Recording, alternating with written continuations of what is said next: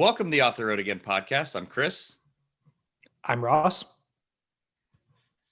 I'm Rachelle Croft. And I'm Clay Croft.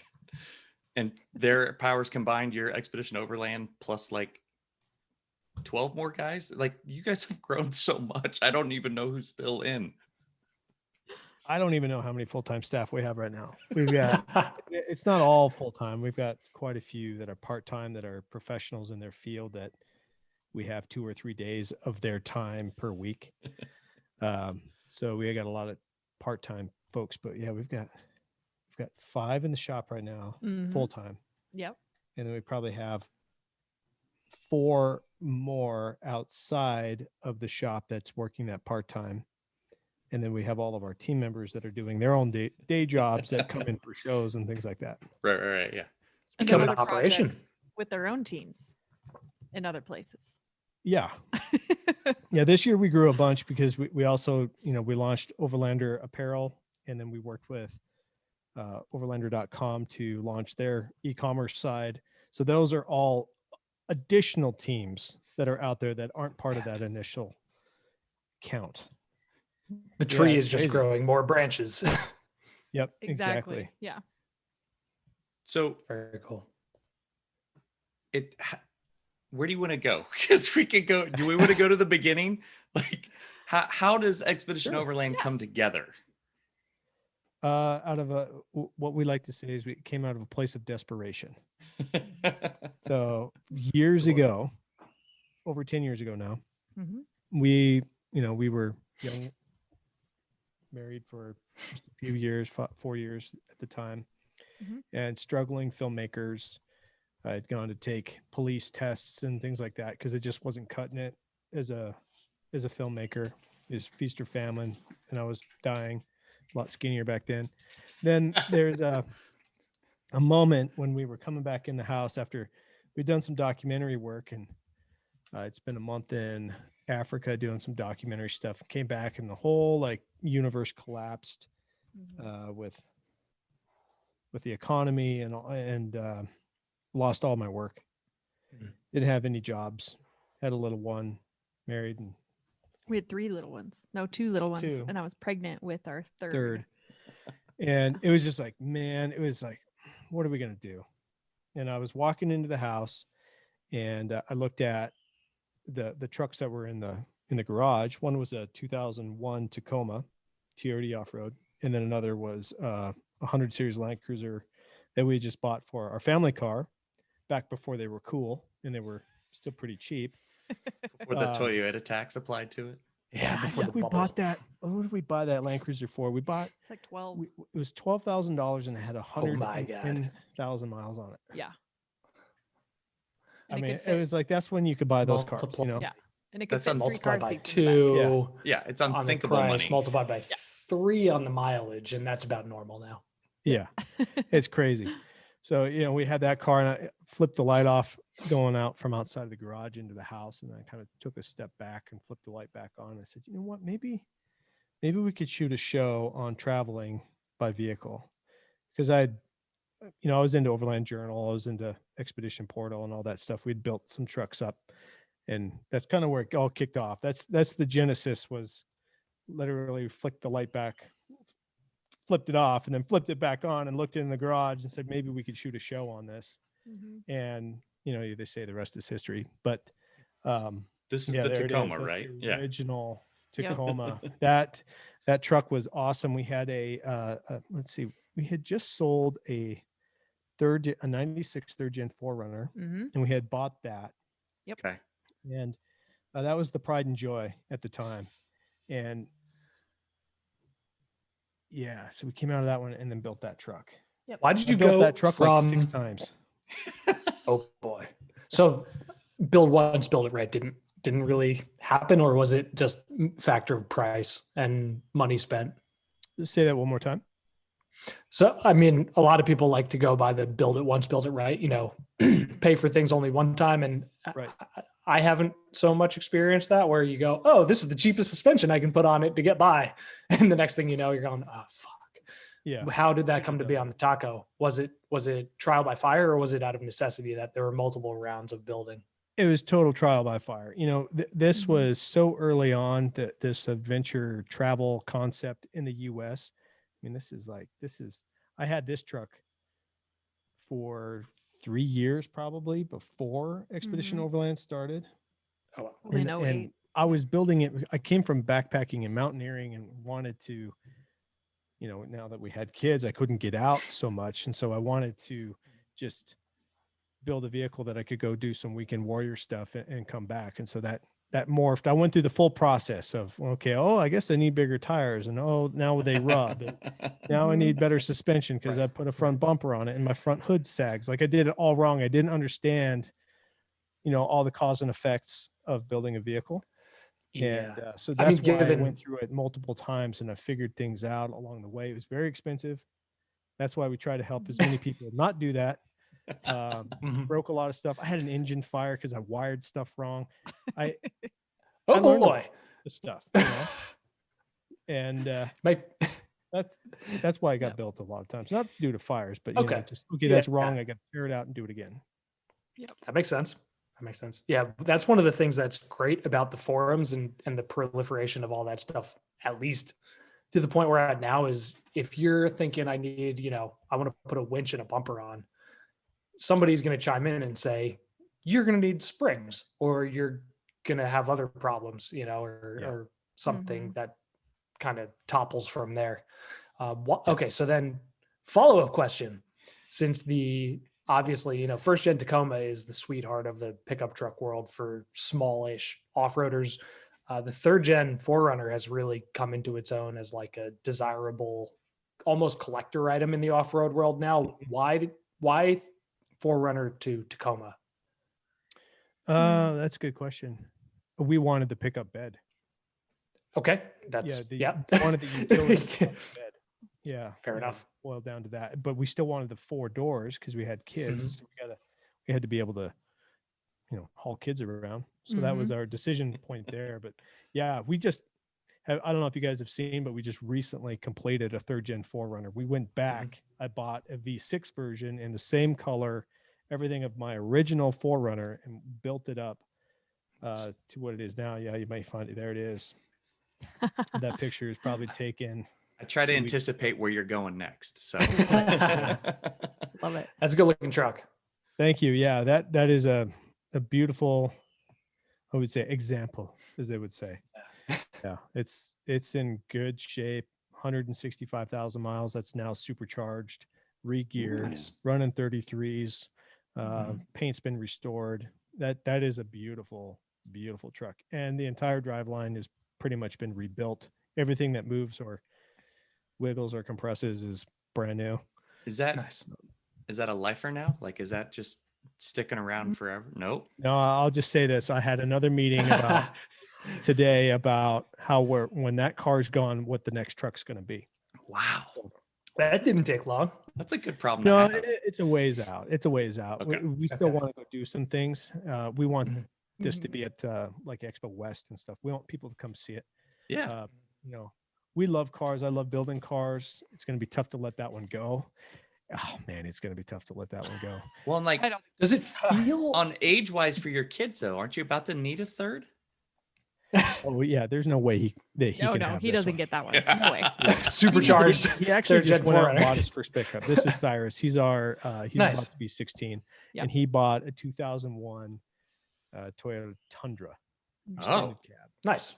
Yeah, with the good V8 trucks. in it, so 4.7.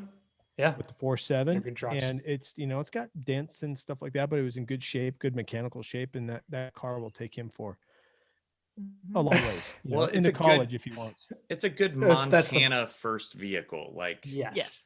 Yeah, absolutely. Absolutely. Yeah. It'll hit so a deer. Follow up about, or at least be cheap enough to rebuild after it hits. Exactly. Does the third gen 4Runner feel small in Montana? Because I'm in the Northeast. Our trails are tiny. The third gen 4Runner is the perfect size. I have a fourth gen 4Runner and I've had a fifth gen 4Runner, and they're like marginal. You can just fit between some of the trees. You see some of the guys with Tundras, or like somebody comes down a trail in a Raptor and you go, no, bad idea. Go be like, turn around. Does the third gen 4Runner feel small out there? Or is it? It's great. It's great on the trails for sure. You know, there's sections of Montana that are really tight trails. Out on the open road, it gets around. Like Montana is a huge state. It's the fourth largest state. It's 147 million square miles or something like that. And so you got to be able to get around. So it was nice to re-gear it and put long range fuel tanks on it and supercharge it and get going. You know, it scoots around, it gets around. And then it does the trails really well. But I think in Montana, you can pretty much drive any trail truck around here from big to small.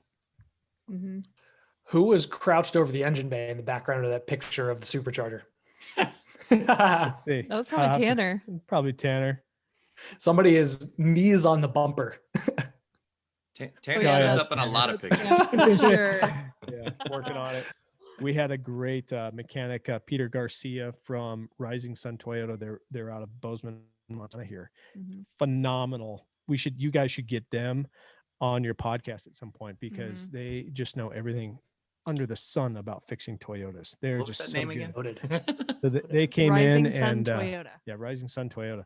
Mm-hmm. I think they just started an Instagram page and all that, but we had them come in and work inside our shop to put in the Magnuson supercharger on that. We'll add them to the list of random people I don't know who I'm going to email. Yeah. Oh yeah. Cold call They love it. Like anytime that a couple of days ago we had a truck that had to go in there and I'm like, well, I'm going with you to go pick this up because I want to hear what they say. I want to hear how they talk about it. I want to hear what the problem was. And we were there for 20 minutes discussing all the weird noises and all the things that, you know, come along with a really well-experienced mechanic when he's talking to you. You just learn so much from these guys every time you go. So yeah, it's a great car. Really great car. I like it a lot. And I'm not even a 4Runner guy. I sold mine to Ross. Like And I seriously yesterday thought I had end of the world problems with the 4Runner, and it turns out I didn't put the screws back in for the fender liner. It's like, when you hear the fender liner noise, oh man, when you hear that noise at speed and then it going into a parking lot, like, and after it's been silent, no noise whatsoever for a pretty long period of time, and you hear that, it's like, it sounds like the end of the world. And now, I put new headlights in. To put the headlights in, you have to pull the fender liner out. And that looks good. It was the first warm day of the year here. It was like 75 degrees, and I was like sweating and frazzled because I'm doing this in a parking lot, and I just spaced, didn't put the screws back in, and you know, it's just bouncing off the tire and crunched itself up. So that's awesome. That's a third gen? What year is it? No, it's actually a fourth gen. It's an 05. Nice. Sorry. V8. V8. Same engine as Cyrus's Tundra. Same exact engine. Nice. I got kind of one of the unicorns. Yes. Yeah. And I had another 05 years ago, and this one is much better. The other one I imported from Canada, and everything was rusted, and it was just, it had like 200,000 kilometers on it. So it needed some things, and it had no sway bars. The first one, they had been sawzalled off. So this one is a lot better, and I'm glad you're not broken. Yeah, not broken. It was fun. It was the roller coaster. You turn in on a corner and it just rolls on the bump stops. And it was fun. Dang. Yeah. Good engine. The 4.7's a good engine. How are the exhaust manifolds on his okay? Are they've been cracked done. It all? They've been done. Previous owner had done. Yeah, they all do it. And we actually have another 100 series Land Cruiser out here that we bought for another project that we were working on. And they had gaskets done on them. That's pretty much, you know, you got the exhaust manifolds, they all get replaced. Yeah. It's just part of that. But you do it once and you're good to go, you know? Yep. Million-mile motor. Yeah. So, I mean, where can we go? So, I mean, we have so many questions. We ought to hit up Shell first before she's got to scoot. That's what I was thinking too. I was like, okay, good idea. Cyrus's or Eli's. I can't even keep my kids straight. Number 3. Kid number 3. Probably. I call mine 1.0, 2.0, 3.0, 4.0. Yeah. So there you totally go. get it. Yeah. Where we're at. Can we talk about this truck? Yeah. We can talk about that truck. And this is Lexus's, right? It is. Okay. We built it for Lexus. Yep. Yep. Well, because when it came out, we were kind of like, wait, who built what here? Like it was a little confusing. Mm. Did they give you Well- a budget, or did they just say this is the end goal, get there? Oh no, yeah, we always work under budgets and stuff, but we, Mhm. you know, we work with their teams over there and discuss. Yeah, this is actually the second you're seeing here, the first Mhm. GXOR, which was a great project, very successful project, and then they came back to us and said, "Hey, would you build an LX as well this year?" And we said, "Yeah, absolutely, we'd love to do that." And then we talked about the different concepts and how we would want them to differentiate. The GX versus the LX. We talked about the kind of customer and the kind of person that would Mhm. buy this off the lot, not the future generations of, you know, after it's been owned or pre-owned. Yeah, This third is or the guy that fourth would owner. want to go right? buy it, has the cash to go buy it right now. Mhm. This is for that buyer. And so we worked with their teams and came up with that. And yeah, the J201, which is a designation of its frame. Actually, it's its Japanese designation. I think it's technically a J201 L, which means left-hand drive versus right-hand drive. Huh. There's a Mm. J201. Not long. It's not like A8L. Yeah. It's not suddenly long wheelbase. So and we named it that because it's kind of a head nod to the Toyota way of naming, and Yep. its Land Cruiser heritage. That is the Mhm. LX. So we partnered with Kurt out of Cruiser Outfitters there to help assemble this. So we had several meetings with Kurt, Clay, and myself and the Lexus team, you know, figuring out the build and how we'd want to do it. Mm-hmm. And then we did what we could here, and then it got sent to Salt Lake, where Cruiser Outfitters did a lot of the assembly, got it all up to snuff. It did was a at great job. CBI Probably in Idaho first. Falls for Mhm. 9 weeks. Yeah. You know, under Wow. cloak of darkness, we would move it. Yep. You know, it's moved at night and all that stuff. You can't see it on the road, Mm-hmm. and they did all of that amazing front end design work. Their team really knocked it out of the park. Yeah. So by- everything was all custom. It was all totally Never been done one off, right? Yep. The only thing that had a framework to it in CAD already was the rear bumper, which then we, you know, modified anyway. And we came up with that new ladder system to fit the more sleek Land Cruiser look. You know, you haven't seen a ladder like that before, and Mm-mm. it has a nameplate built into it, and that lifts with the lift gate. It's not part of the swing out; it's part of the lift gate. Huh. Yeah. Oh, really? Yeah, it's pretty Mhm. cool. When you open all that stuff, all the running boards, all the lights light up in the running boards, and it's pretty slick. No, I don't know that I corners ever on the saw back. an image of it with the lift gate up. Yeah. Yeah. You can see it in some of the videos, the films that we shot around it. Ooh. But yeah, CBI does amazing work. I mean, just even their like normal manufactured products for all the Toyota stuff I've seen it's fit and finish is good. Yep. You know, build quality. It's not like totally overkill for the sake of being overkill. Right. Mhm. yeah, and See- they're only getting better. Stuff. That company Yeah. is growing like crazy because they do good work. CBI is always Mhm. like when a friend gets a 4Runner, I'm like, hey man, just go look at CBI real fast. Like, Yeah. yes, you can go look at all the other big stuff, but like, just check these guys But out. then Like, you'll it's- eventually just go to CBI. So just go there first. exactly. Just lean Yeah, into this. Probably. Yeah, and they're just fantastic people. Yeah, great. Fantastic people. Great over there too. owners, man. The Yeah. whole team's just so much fun to work with. Yeah. And they're in Idaho, Idaho They Falls. are. Three Idaho hours from Falls, Idaho. The Mhm. Royals used to have an affiliate up there. I wonder if we still do. That's a completely random Is that like Yeah, sports that- ball talk? It's a Sports sports ball. thing. Yeah, it was sports ball. Sports ball. If it's sports ball, sorry, I can't talk about that because I don't even know what it is. I can barely throw a baseball. That's what the smaller. That's a sports ball. Yeah, right? the smaller white round one, Chuckers. The Idaho Falls Chuckers. That was It's their not- name. Yeah, it's CHUKARS. Oh, funny. Okay. See what they did there. I do Yeah. Yeah. know. I don't. Hmm. Yeah, That's the Interesting. kind of logo I want to like look up and research more. Like was it Coastal Carolina or somebody that's like a type of, never mind. We're completely off topic. Yeah, in the weeds. In Yeah. the weeds. I'll be right back. I need 5 seconds. Somebody just rang my doorbell and I don't know who or why. I'll be right back. No Sounds worries. dangerous. It's all right. I'm gonna direct us towards Rebelle, Sounds good. because it's not that you guys just built the Lexus and had or was a part of building it. You raced it. Yep, we did. Yeah. So you're like our, I don't know if we count teams or if we count individuals. You're like our 4th or 5th woman who's competed in the Rebelle. Because we've had Nice. Emmy, we've had Rebecca, we've had Lynn. Perfect. So yeah, I think you're 4th. Awesome. Though I love all those girls. They're fantastic.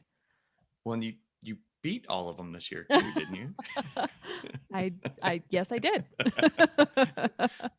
So I'm pretty sure I was checking standings and you only lost to one Well, other they've team. all beat her at one time. Too. Emmy and Rebecca sure have beat me. Yep. Yeah. But it's So they messed up and took an EV this year, so that's their they fault. did. They oh man, they were so great. In the background I of that gotta picture, hand it to zero those carbon boys. future. They are always pushing it though. They are. You know, they're I love always it. trying new things. They were in the Mhm. Rolls Royce last year, and now they did the EV. That's so cool. I mean, Oh. they're always looking for the new experiences. Yeah. Mhm. Well, That's and- inspirational. Yeah. There was the EV at King of Hammers too this year. Like it's all changing around us right now. It's happening. Yeah. Mhm. Yep. It is. Yeah, it was a phenomenal. I loved it when Lexus first approached us with the idea to build the Lexus. That was part of the package. They're like, we not only want you to build this, but we want you to go show people what it's actually capable of. It's not just going to sit in a showroom or a driveway. And we were like, yes, that's fantastic. And the Rebelle is the perfect place to do that. You're really hard on your vehicles. You cover so much different terrain. You've got dunes, you've got rock, road, pavement. I mean, everything, you name it, you've got it. So it was a So great place for that. Lexus was obviously pretty involved in the build aspect and the concept vehicle, the concept side of the vehicle aspect. Were they involved in the preparation for the rally at all, or did they just give you kind of a la carte and said, give us a good reputation? Yeah, they are great. They give us a lot of free reign, and there wasn't really much for them to do, especially for the Rebelle, because you're very self-sustained. So we did everything. We packed the car, got it completely ready. I've done it enough times now where every time I go, I try to take less and less stuff. Kind of like our overlanding trips. Less you're is just like, more. What can I get Yeah. rid of? What don't I Yep. have to have with me Yes. bouncing around in the car? So I feel like we streamlined it really well. And especially, I mean, the year before we had the GX, a stock GX from Lexus with nothing in it, no drawers, no built-ins, no anything.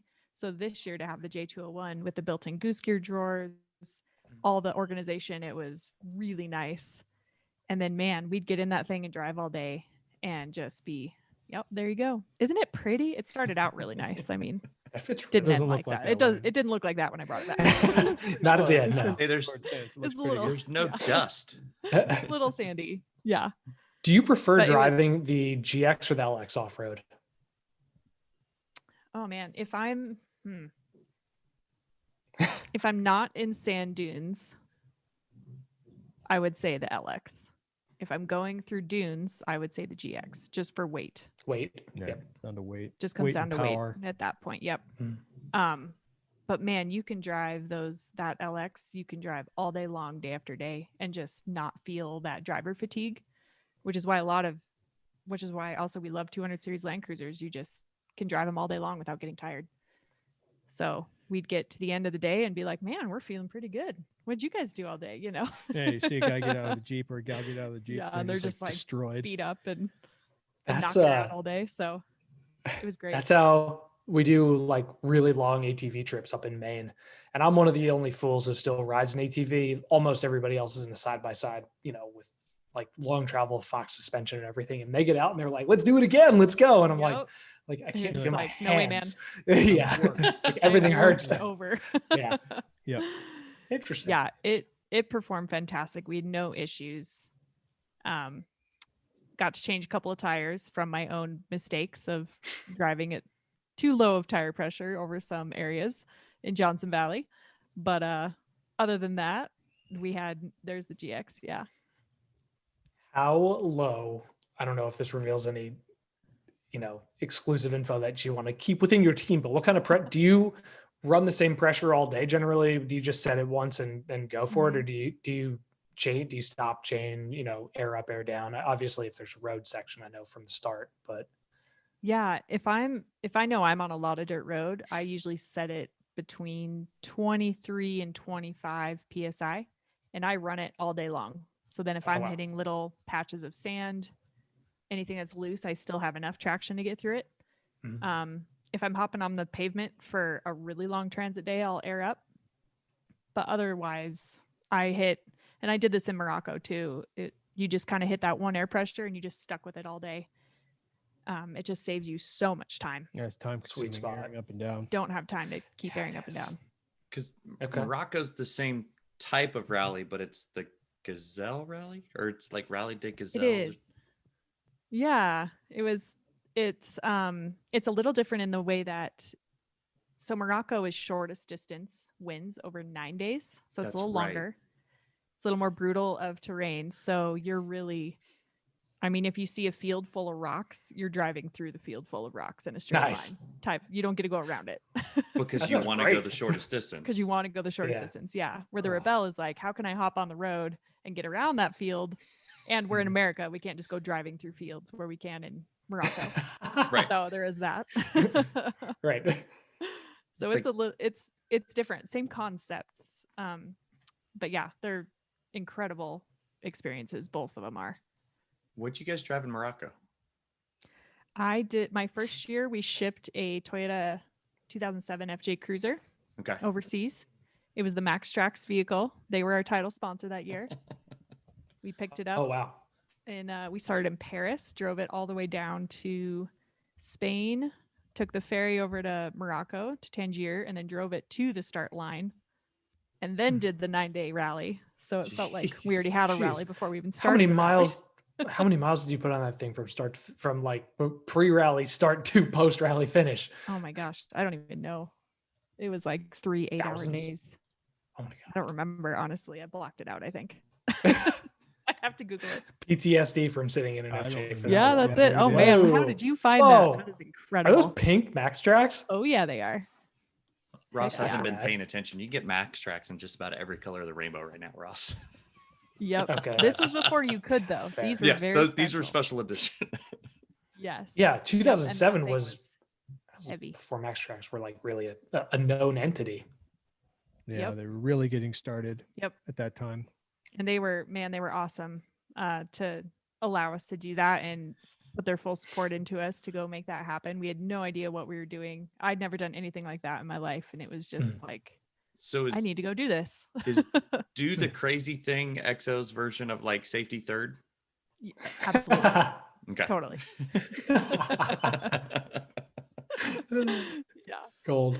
Yeah. So this, good. Nope. You're good. Go for it. Okay, so that actually, the MaxTrax conversation actually leads to something that I think Chris had written in the notes that I did want to touch on.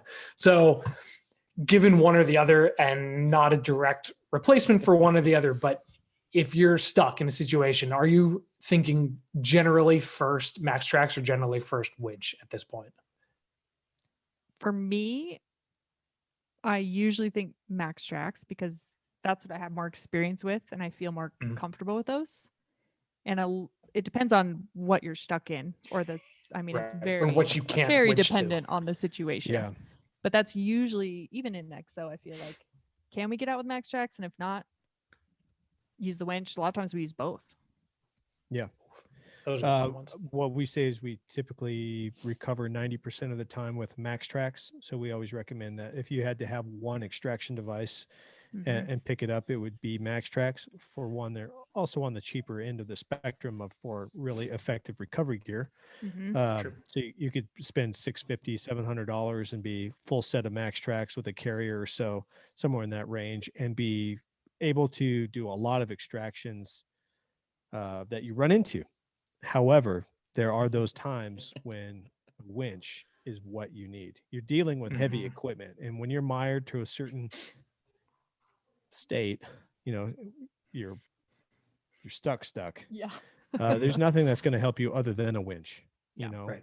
And even in those situations, that's when we typically Yep. will use MaxTrax in conjunction with winching. The two tools work hand in hand together all the time.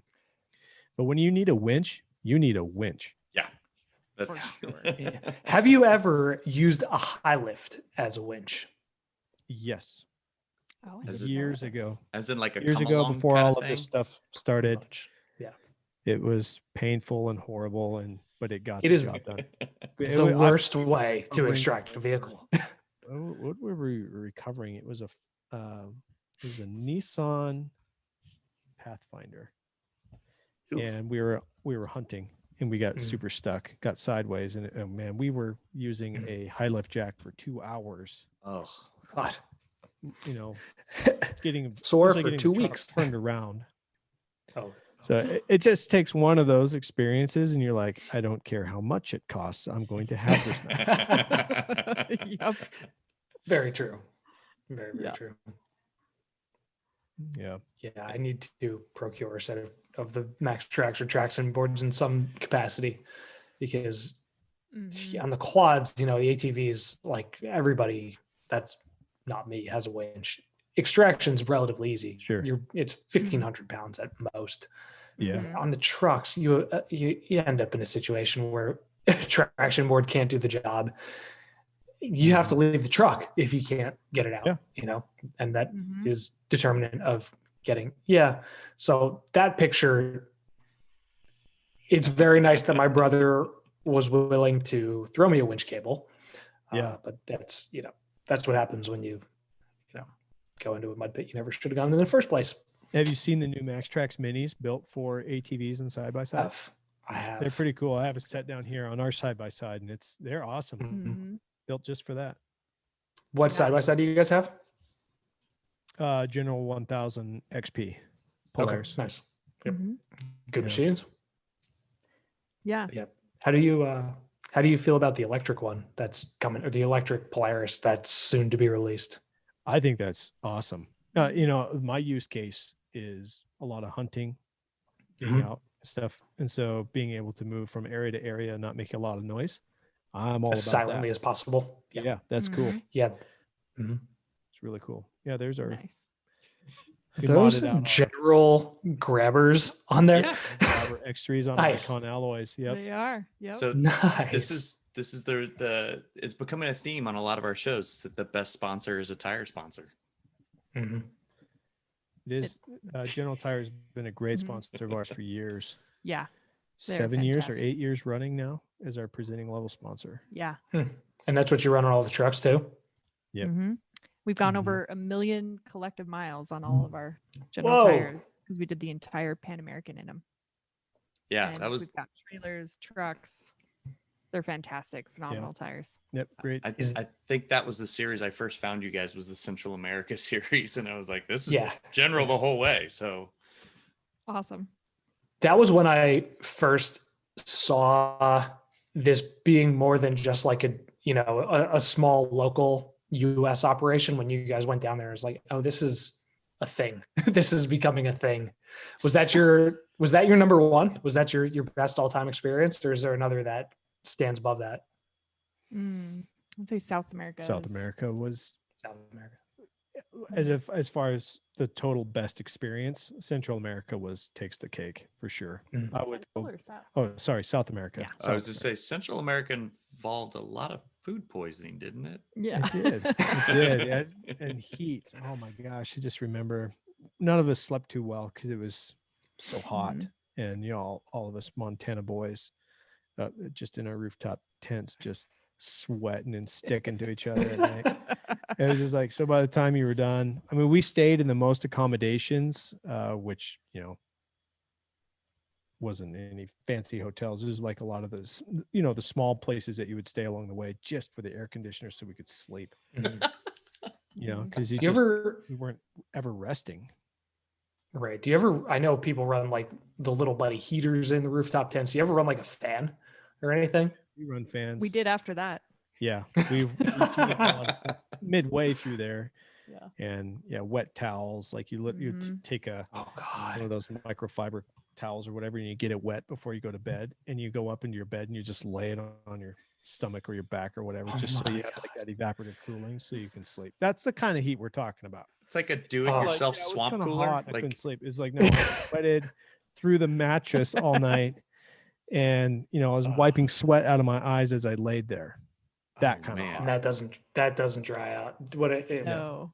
And then No have to get up chance. and film all day. Yeah. So they were just wiped. Yeah, it was tough. We came back from Central America. I think Toby had like some sort of weird bacterial infection in his guts, and Oh God. yeah, yeah. all of us were pretty wounded after Central America. I was about 6 months for me to get back up to speed. Like everybody Holy like shit. literally lost weight kind of thing. Like literally they were in bad yeah. health. We were in tough shape when we got back. Yep. Yeah. South America. that was the- South fantastic. America was just, it was hot up top, but then we were always Yeah. chasing summer. We were always just climbing out of winter in the 2 trips that we did down there. And so that really, really helped. I'm Yeah. scrolling like crazy for South American Yeah. pictures. Yeah, I don't even know. How do you present that to your doctor when you get back from a trip like that? Hey, sorry, I think something's wrong with me, but I don't know what. And I was traveling in uncharted territory. Like, what does the doctor say? Well, to that? they're usually How do pretty they up send to you for speed on- testing? They'll say, what countries were you in? Right. And you say, yeah, I just got gut stuff going on. I can't keep anything down or whatever. And it usually starts with antibiotics, and then from there it goes. Thankfully, antibiotics killed everything that I had, and I'm not sure about what Toby ended up having Toby to had do. a couple rounds. Yeah, Couple God. ended up killing it off, and then you replace it all with good bugs in your guts and all that stuff. But Yeah. No, thank yeah, you. tough place to be, tough place to thrive. So like kind of just survive that one. that was we've had a number of people that have done Baja a number of times, and we asked them for like advice for first time travelers, because Ross and I haven't been yet. Like it's on our list. I love this advice though. It's the best And thing ever. multiple people said never buy tacos from a stand with wheels. Oh, That good was to their know. thing. Like if it goes bad, you want to be able to go back the next day. So don't go to the guy that's going to move the taco stand that night. I was like, okay. All right. When we were Noted. down there, we met with Ivan Stewart. He's a race truck driver for That's a Toyota. name drop. Yep. And Yeah. and we were at his house, and I had just sadly just absolutely destroyed his bathroom. Oh. Dick the night before. I was like, hey, Ivan, I got to use your bathroom. He's like, yeah, he knew what was going on. He He's knew. like, yeah, it's right over there. And then when we came back, we were talking about it. He's like, yeah, around here, someone asked you how were the tacos? And he says, well, I'll tell you tomorrow. Were the tacos good? He's like, I don't know. I'll tell you tomorrow. Tell you tomorrow. Yeah. God. Sounds horrible. My advice would be don't eat that mystery white sauce that's been sitting on the table all day in the sun. Roasting in the sun. Don't just go like put that on your taco when it's been sitting there for who knows how long. Bad idea. Yeah, no. And I think Kurt Williams would also say, he'd yeah, say that's the a bad same. idea. Yeah, And Kurt's part of a race team too, right? Isn't he? he Yes, is. It's not- he's one is of the it- drivers mechanics for Kanguro Racing, Kanguro. who also won the Baja 1000 this year. I found it with tracks In on their it. That's class. not the race truck I wanted. That's not it. Nope. Canguro, I believe. Kanguro. Well, it's the correct truck, but it because it's his race number and everything, but it has tracks. Sounds like a fun experiment. Yeah, that's Yeah. not what I'm trying to share with the audience. Because he races, it's basically a Land Cruiser, right?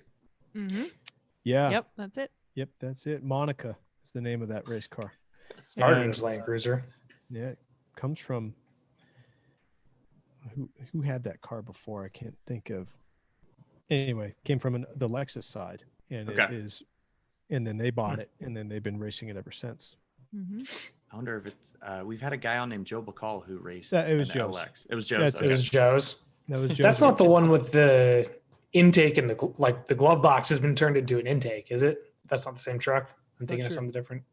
Not sure. It might be. It might be I different. know Joe told us, or at least showed us a picture of something. I think it was a Land Cruiser, some kind of But this Toyota. car- I can't remember. Built 15 times since, Yeah. you know, it's Oh, boy. basically just a chassis. Those guys are winning the Baja 1000 and succeeding because of how well they maintain their equipment. Those guys they are the example of how to prep for big Mhm. adventures and races. Yeah. As a small team, I'm going to get their stats wrong, but I think they've raced it 7 times and completed it 5. Wow. Holy shit. And they've won it twice. That's like model statistics. That's Yeah. like Most people factory 50% prepped. never finish the race, Mm-hmm. you know, and they finished it 5 of 7 and they've won it twice. Which we learned something fun on a couple shows ago is that there's no racing license for score or Yeah. desert racings. Oh, like, that was As those long one as your hilarious vehicle, tidbits. as long as your vehicle passes tech, anybody You can can get race in a race vehicle. Oh, Awesome. That Yep. could be fun. Just saying, guys. 4 years old, 84 years old, license. You're good. Yeah, You're there was no age limit, which was we thought was amazing. That is awesome.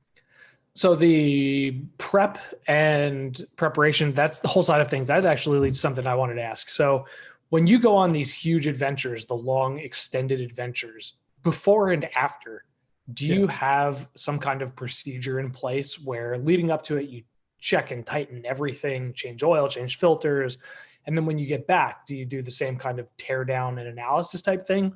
Or because I know people here who go into the woods for 3 days, don't touch anything, and then come back and then don't really touch anything else until they go back.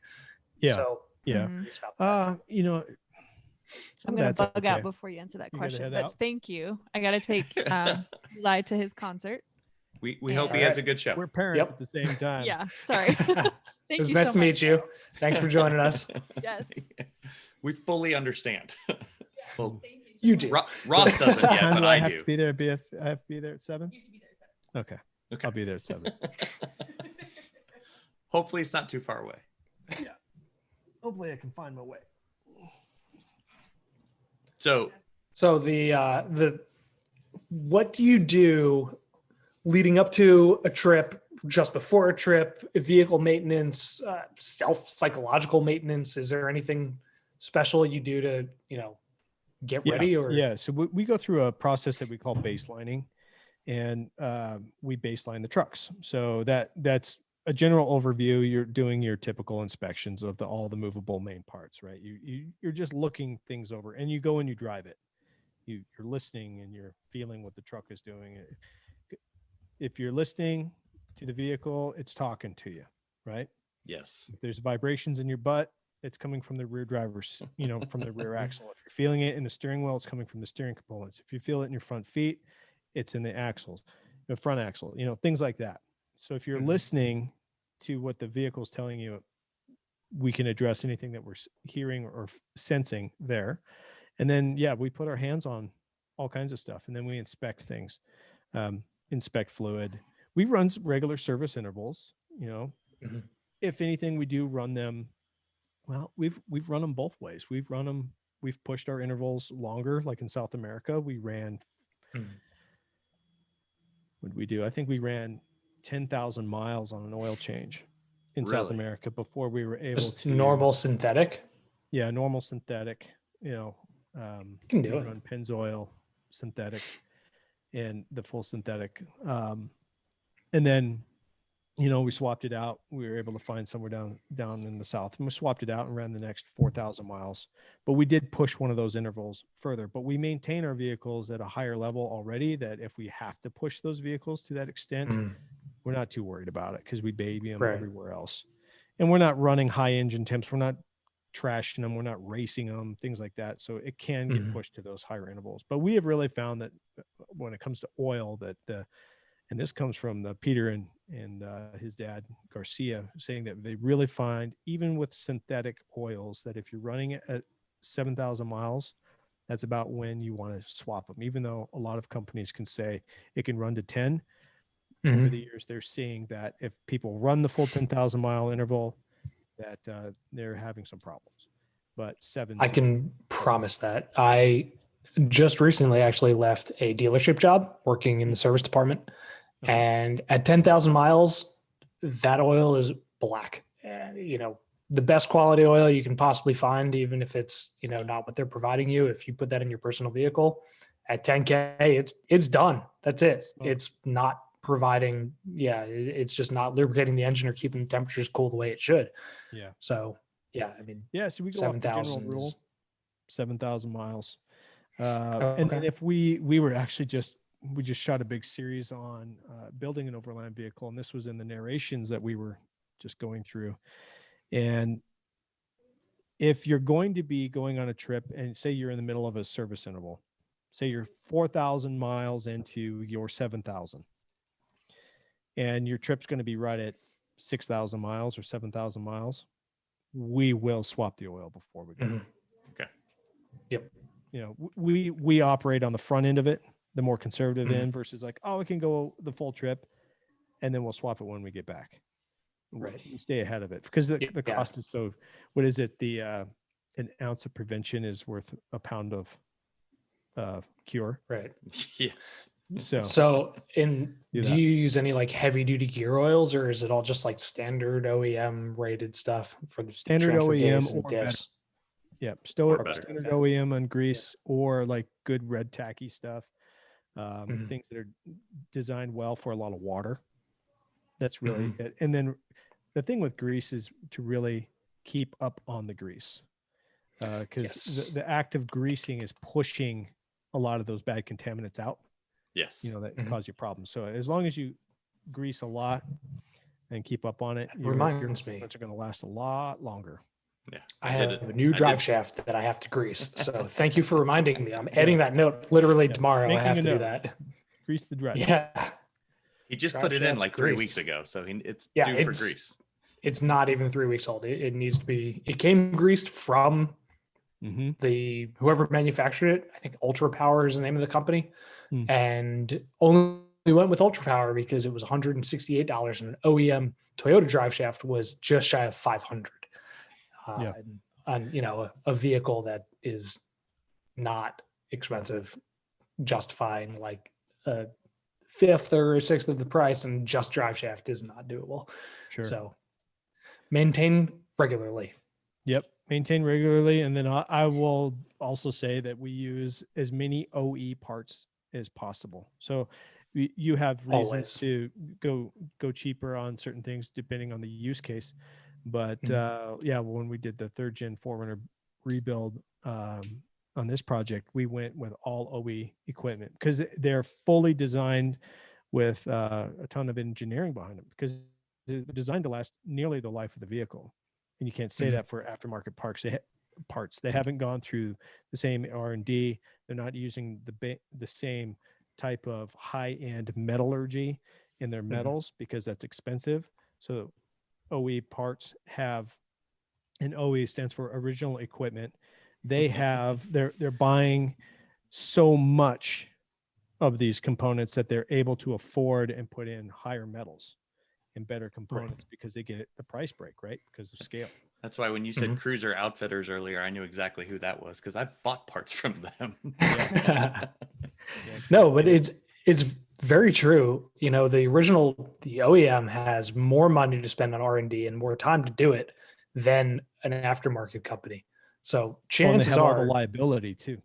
If that fails, it's their fault. So usually the components are better. Yeah, no, it's absolutely true. And I mean, aftermarket stuff exists for a reason, but I mean, if you have a vehicle like a Toyota or a Land Cruiser, is supposed to go 300,000 miles without an issue, a replacement part's going to do the same. Yeah. Now there are times when we do aftermarket, like on this 3rd gen 4Runner, we just put in Moog links that were greasable because we wanted it parts. To be yes. Yep. So we could service it better in the field, and so we went with that route, and they were a little cheaper. So I don't know. It just depends on the part and the thinking. That's a different kind of a different topic though, because that's a different usage than what the original usage was intended to be. They're not, you're in the field greasing something is not the same as what Toyota expects the normal person commuting to do. Yeah. And, for that purpose, it's kind of perfect. A lot of times that decision is made on strength versus reliability. If the original part is super reliable, but it's not up to this task of what you are now putting the vehicle through, that's when an aftermarket part really comes in, because they're typically built to be stronger than OE. So you may have less reliability out of it, but you're gaining it through strength. So you've spent a lot of time with Toyotas, but I kind of want to talk about this big guy. Yeah. It's just recently renamed Godzilla. Godzilla? So yeah, the kids named it Godzilla. For the audio audience, can you clue everybody in on the bones and the goods of Godzilla? Sure. This is a 2018 AEV Prospector with a 37-inch tire upfit.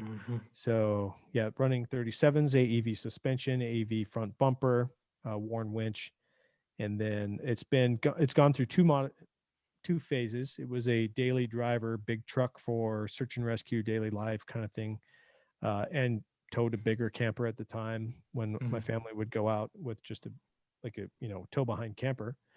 And then it went through a secondary phase, which is the still the same platform, 2018 Prospector, and then you have a P-Core Ram flatbed on the back that then accommodated a four-wheel camper's Hawk model flatbed camper that is now permanently mounted. It became a full-time overland vehicle versus a daily driver when it went through that phase.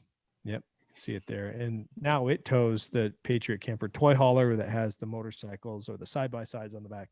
We swapped the use case that now, instead of the truck towing stuff in the back of the cargo area and the bed, it now tows a trailer that has all the fun toys, and you live out of the back of the bed now, which has worked great for our family. It's been awesome. And that's how we took on our Croft solo adventure this year in Montana. I'm trying to get back to that image. FWC, I mean, they make great stuff. And it just started as life as just a 2500 Ram, right? Cummins. Oh, it was a 3500. Yeah, it's a Ram 3500. It's the full 1 ton. And then, it goes from, so an AEV package goes from the floor off of the assembly plant in Detroit from Chrysler, goes to the AEV plant and gets torn down. And at that point, the suspension's added, the new geometry components are added to keep all of the factory componentry in the right geometries, which is uber critical, or improve it. And then there's some other smaller control arms. What goes into the geometry changes? Ooh, there's actually quite a bit, but most of it's in the front end. And there's, replacement. I don't know. We do have a full video with Dave from AEV that came into the shop here to talk about the Prospectors and how I think it's like 30 minutes about everything that they've done, what it takes to make a Prospector a Prospector. All I'll say is through those componentries, all the geometries are kept and maintained. It relocates, as you push the axles down, the angles of attack within the shock and how it cycles and all that changes. Where the spring sits needs to change. So it modifies all of that so that it operates as it should. And really, a lot of the Prospectors, of all of them really, drive better than the original truck, even though they're on 37s. Dave is a smart guy. He's a good friend of mine. And the more I've gotten to know him, the more he's like got a beautiful mind, that kind of thing. He's just, the way he thinks is crazy. Yeah. He's got a very, AEV's done some of the forefront of the off-road world stuff for the last 20 years. Yeah. Whether it was the Brute or the, V8 Hemi Wranglers, or even just making, selling Chevy Bisons. It seems like everything they do is top tier quality. It's So not usually the first thing out, but it's one of the best, if not the best. So what is on your radar? So you've built a pretty, I mean, an AEV Prospector is a pretty heavy build, and all of your Toyota builds are pretty heavy builds. What's on the radar? What's like, hanging out in left field that you want to do or want to turn into an overland rig that you haven't yet? Yeah, that's a good question. We've kind of started to do a little bit more with motorcycles. That's been really fun. Ryan Erickson, who's on our team, has a KTM 690. So he kind of got us all convinced that we should get KTM 690s. And so Kurt and I both have bought KTM 690s since. Adventures? Hit our arm real hard. And now we're all kind of like, man, this is a lot of fun. So we've been exploring that, learning, crashing, just being noobs at a new, especially me. Kurt has riding experience from when he was a kid. I had a 50cc motorcycle when I was a kid, and that's where it stopped, and so I'm learning a lot of that stuff. That's been great. So I'm a motorcycle. Oh my gosh, it's so much fun. And hearing this, I'm hoping for an Expedition Overland Top Gear Vietnam themed episode where it's just there you go. 3 of you guys driving just backcountry discovery routes, just lots of falling down. It'll be all right. Yeah, just fall over on bikes way too small for your actual use. Mad respect for all the shows like Long Way Up, Long Way Down. Those Ewan and Charlie. Yeah, that the show that they produce, because filming motorcycles is such a pain in the neck. It is so hard. So I take great pleasure watching them make those movies. Exactly. On motorcycles. Yep. And camera to vehicle like shots on 2 wheels must be so tough. Yeah, and just all the GoPros and the different cameras, and they never run right, and it's just it's hard. It's really hard. So we've looked at doing more and more motorcycle stuff. We have a few things in the can right now. With Single Track Mind, we've got about 6 or 7 episodes queued up for that. It was on the phone with Ryan on when we're going to release those. Don't have a date yet, but they're queued up to go. And then beyond that, I am looking at, I'd really like to do an import of some kind. Okay. You probably Toyota. That's kind of what we're looking at going forward. It would be, maybe a Troopy, maybe a 76 series is what we were kind of talking about earlier today. Things like that. Those are always good. Never a bad thing. That's right up Chris's alley with a Troopy. That's what goal number 2. I've always joked about it because I have enough kids that I like those side benches. I can just throw them back there. Yeah. Yeah, get in the bus. Let's go. Yeah, and you can get it the HZ1 diesel? Like it just it's known for going. Yep. But who did we talked to somebody? I think it might have been John Watson with the Radivist, and he was talking about the downside of JDM Land Cruisers being that like they don't work them enough. And so like once you get them here, you have to do a ton of engine. He didn't really call it because they just, you haven't pushed them to their capabilities. So correct. So like not everything's set correctly early on when they got them. So they're notorious for oil, smoke, like. Sure. Interesting. Yeah. He basically said a JDM import means there's a rebuild coming.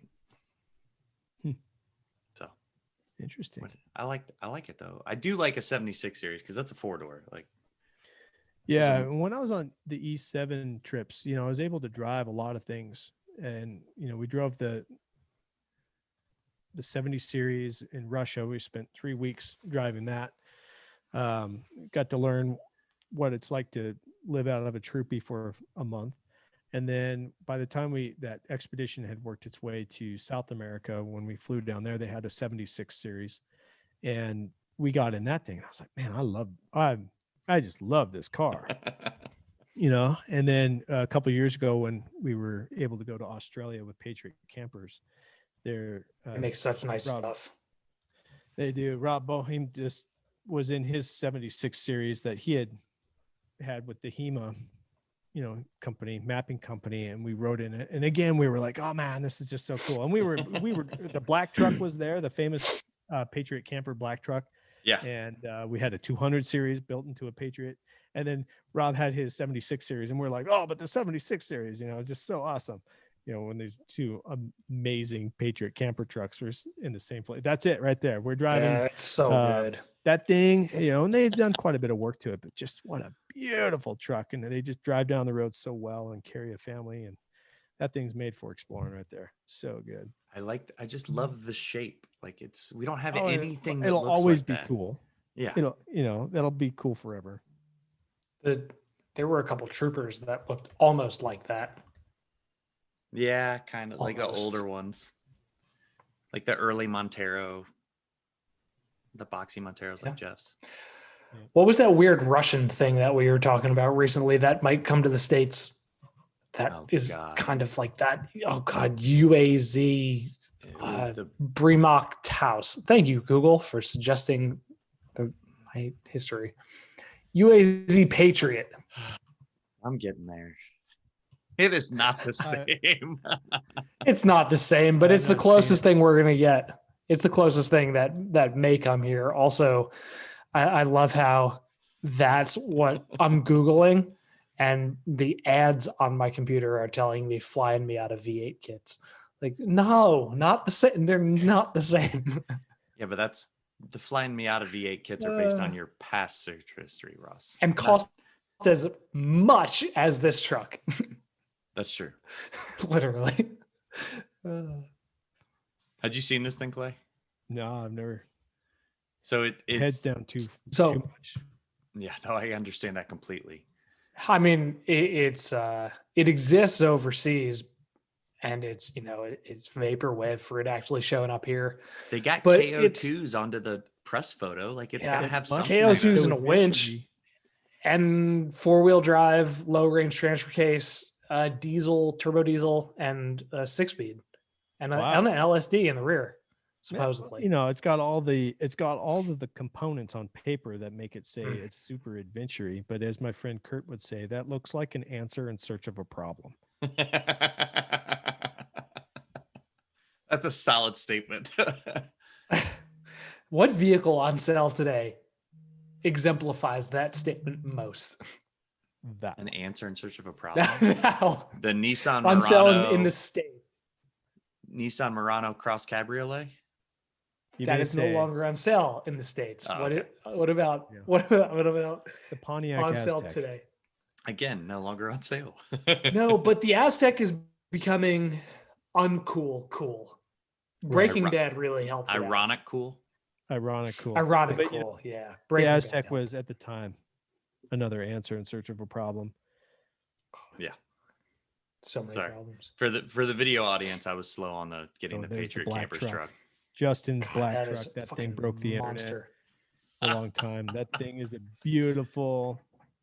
They build such amazing vehicles. All their components are so good. Did they do a 6x6 too? They did. They have the mega truck, the Mega 6. And we rode in that one too. And my grin went. What's it called? The near- mega truck? It's called the Mega 6. Patriot Camper Mega 6. That thing is insane. So Jesus big. Christ. So cool. It's so capable. It's nuts. This is the kind of vehicle where you basically don't fear any terrain, right? Like, Nope. other than like You- just the you world's just- biggest mud hole that will sink the entire truck. Like, The only thing you fear is when you have to replace a set of tires. Yeah. that'll be $2,500. Oh, okay. I love that we're that's- talking to Clay, who has some of the greatest overland builds ever, and we're focusing on. Right. We're still doing the ultimate Toyota fanboy thing. We're focusing on the ones we can't have. yeah. I know. Yeah. It's always I know. grass is greener, right? Exactly. So Clay, what's your favorite build that you've done? Just if you could only have one for the rest of whatever, if you could only take one of them. Where am I going? Just in general. Everywhere. What- If it's the only vehicle you could take deep into the mountains Your Swiss and Army down knife. to the desert, Yeah, one does it all. That's a tough one. They're all very capable. They all do it. We've done it. We've been doing that with all of the vehicles that we have. To narrow it down, the ultimate reliable, nicest thing to drive around and be in is the 200 series, hands down. That's the answer to everything, isn't it? Yeah, I mean, the Land Cruiser is just so amazing. And a lot of people are like, well, it's just a Highlander, just a nicer Highlander. If No, it's anyone not, ever yeah. tells No, you that, no. absolutely no idea what they're talking about. None whatsoever. Yeah, the 100 series, if I get this right, and someone will probably correct me on the internets, but the 100 series was built for 500,000 serviceable miles in a third world country. Wow. That was the design. 25 years. Yep. Yeah. 25 years of serviceable third life. world Yep. country. If you've never been to a so-called third world country, I think we're supposed to call them developing countries now. Developing. Something like that. It is. Anyway, they're full of potholes. They're full of horrible roads. It is an extremely harsh condition to have a vehicle in. And that 100 series was built to do 500,000 serviceable miles there. Then when the head engineer for 200 was assigned, he wanted to build it bigger and better and build the best Land Cruiser there had ever been. And he did. He did a phenomenal job with the 200 series.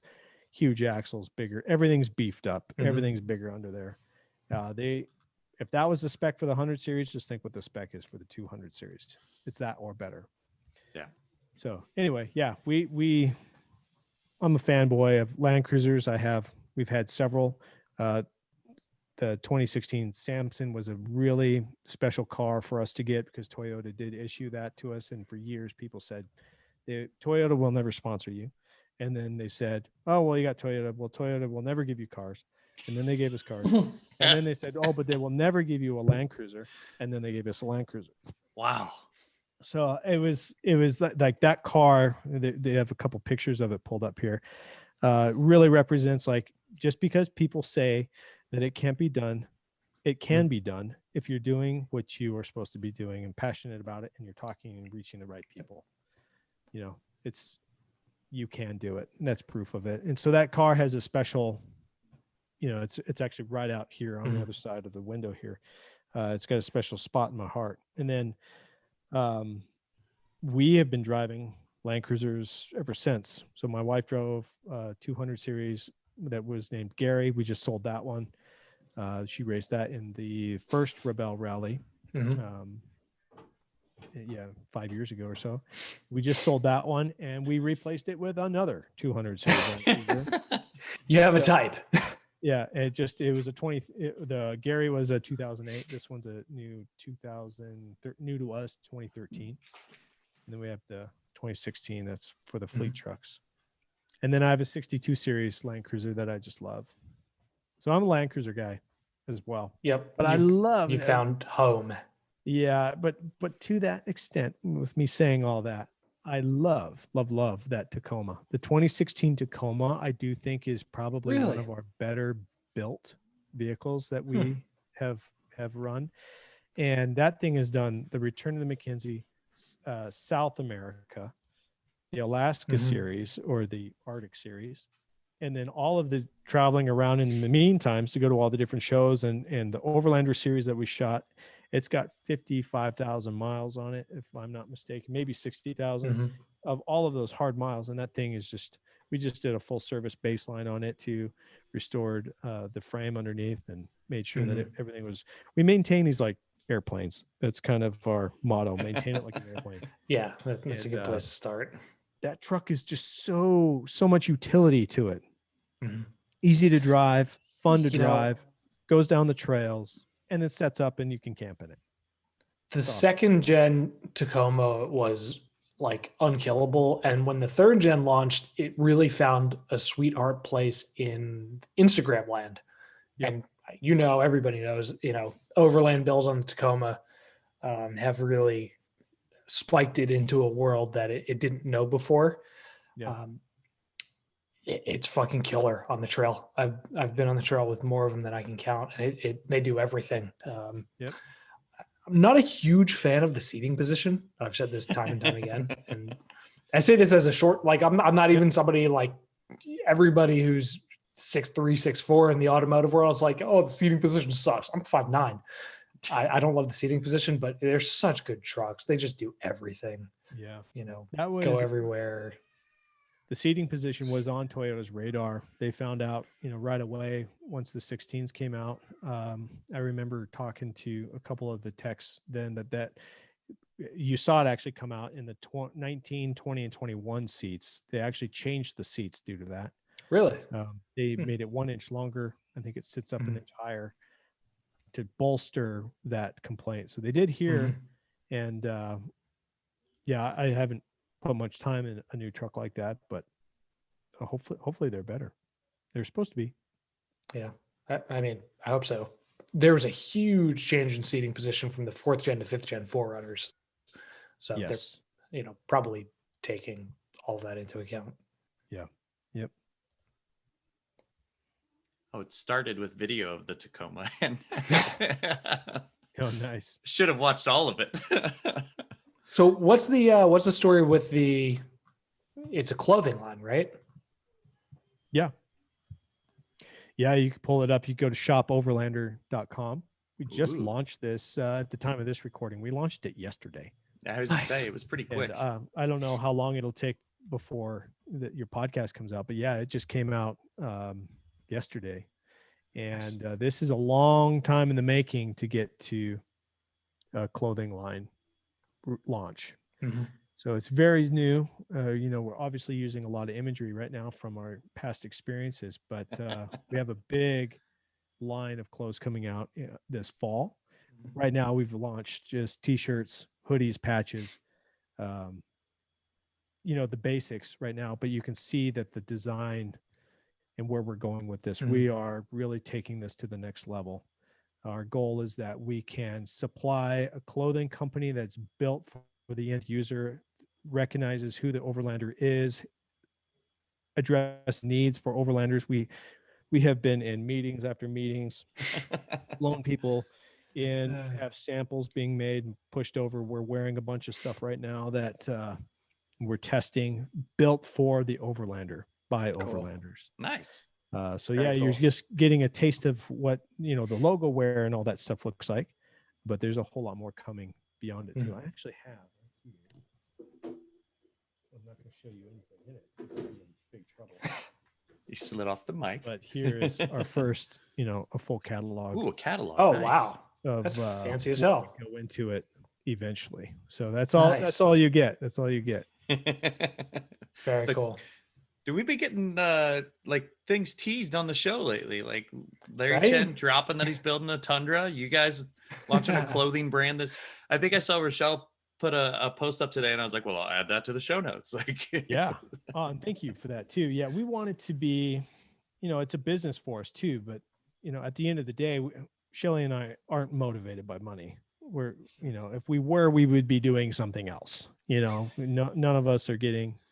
We get to use a lot of great equipment and do a lot of cool things, but there's better ways to make money than what we're doing right now. It's the thing about automotive themed careers, whether it's auto journalists or what you guys do, it has the appearance of all the glitz and glam. Right. But in reality, the bottom line is very modest.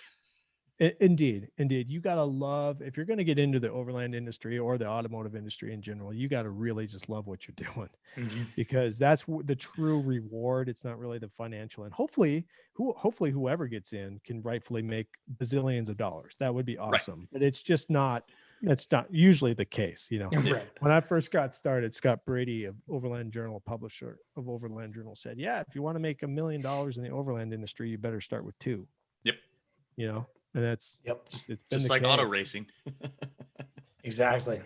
You got to fight for it. But we've made our mission to fight for, the industry, the community, because we truly believe what overlanding does to people. It changes people. Traveling the world and being self-reliant, it changes who you are. It makes you a better person, makes you a more rounded person.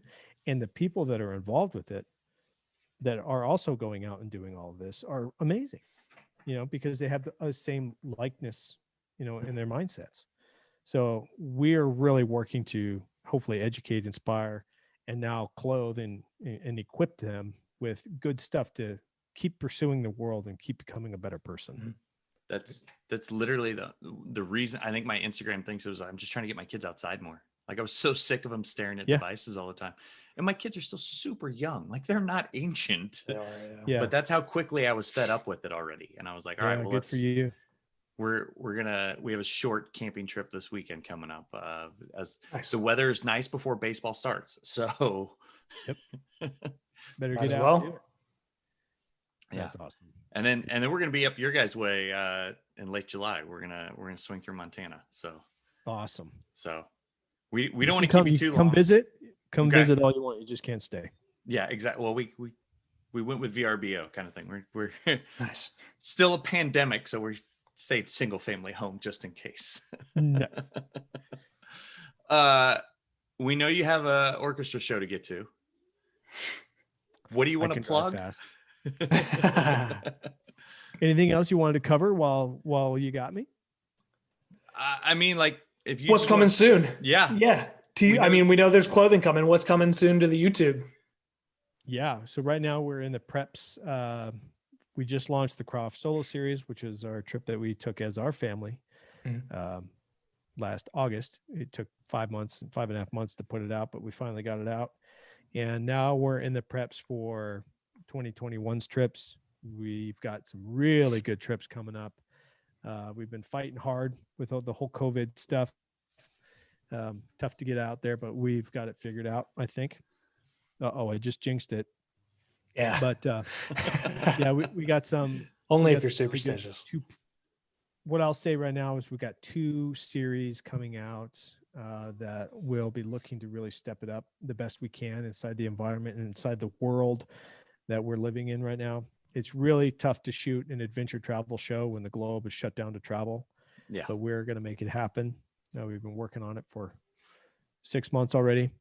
And so, yeah, stay tuned. I can't give you any firm details because I have to launch all the, who the sponsors are this year and all that stuff, and then start being able to release that. But who knows, maybe by the time this comes out, that's been launched. So you'll be seeing some stuff come out in the next couple weeks that we'll be able to really start diving into. I will say, let's see, what kind of savory things can I give you here?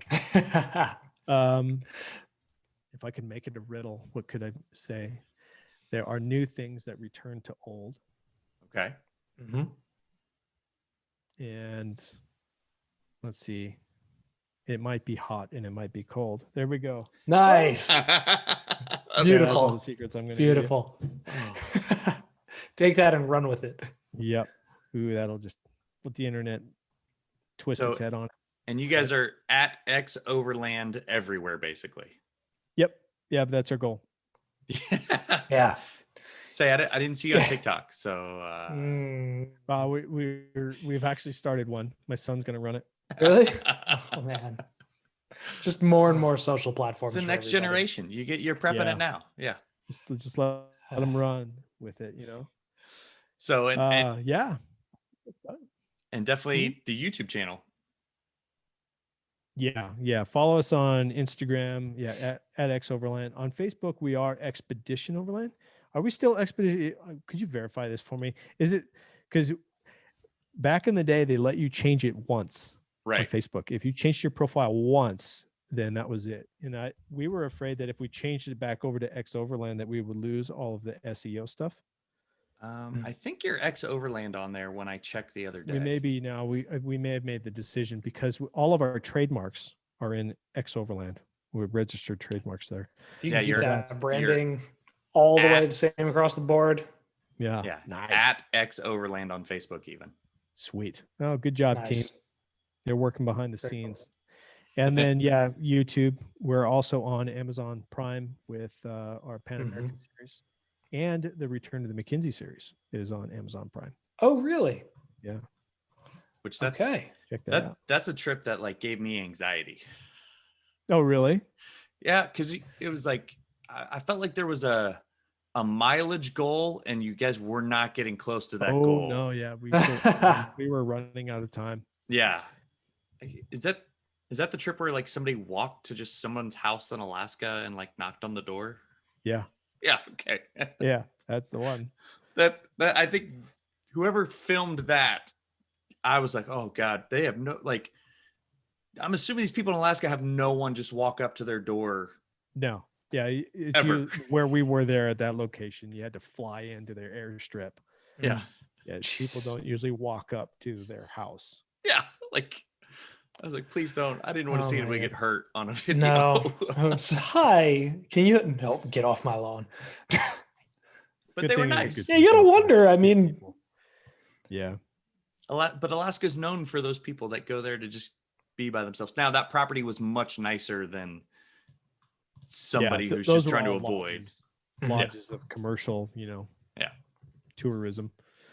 It's So- coming back a little bit. I can feel it in my chest. Yeah, you're gonna like some of the stuff that's coming up. I think. Sweet. all right, We're I gonna will work to be make you watching. anxious again. be watching this tomorrow. It's added to my queue. Yeah.